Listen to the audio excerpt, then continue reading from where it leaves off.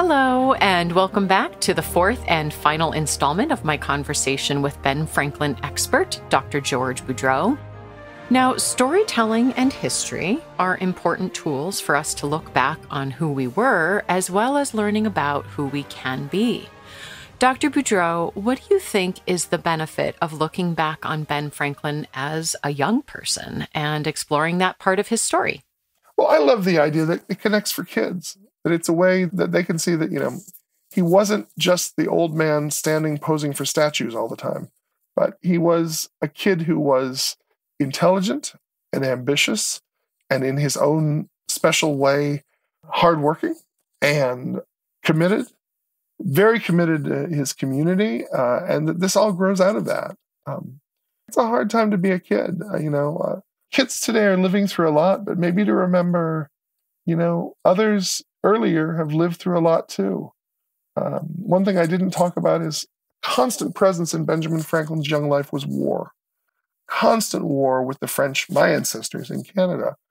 And this is going to shape him, and Indian massacres and warfare is going to be a part of his life nearly every year of his life for 84 years.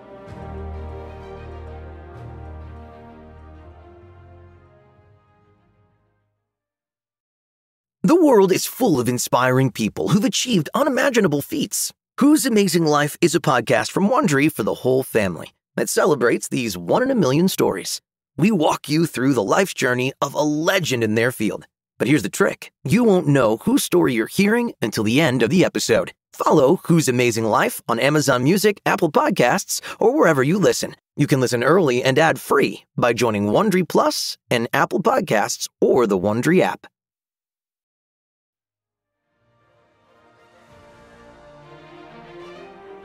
When I was a little boy, there was a man on TV named Mr. Rogers, who I remember. I don't know if Claire, you're probably too young to have watched Mr. Rogers, but No, I grew up on Mr. Rogers. Mr. Rogers once said something that I think should have gotten him a Nobel Prize, and that was he quoted his mom, and she said, "When you see things going wrong, when you see bad things, which we see a lot today, with the attack on the U.S. Capitol last year, with COVID, with people being hurt because of their race, when you see bad things, look for the helpers." And so there are always possibility that we can follow Franklin's experience and look for ways that we can be the helper. There's certainly a lot of opportunity. There's certainly a lot of need right now. What would you say are his most lasting contributions to our modern world? Wow. My initial response is freedom.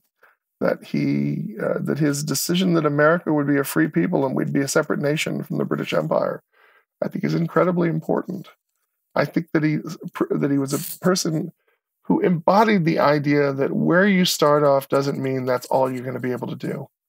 And so through hard work and studying on his own, he mastered academic disciplines and changed the world as a result.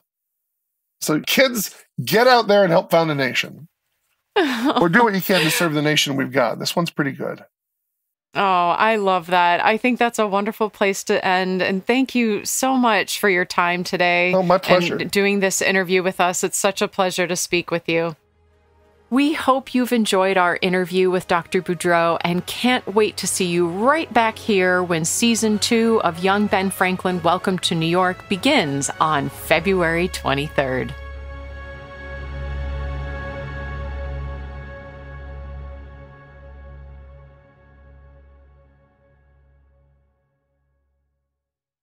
Hey Prime members, listen to Young Ben Franklin, ad-free on Amazon Music.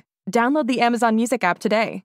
Or you can listen ad-free with Wondery Plus Kids and Apple Podcasts. Grown-ups, before you go, tell us about yourself by completing a short survey at Wondery.com/survey.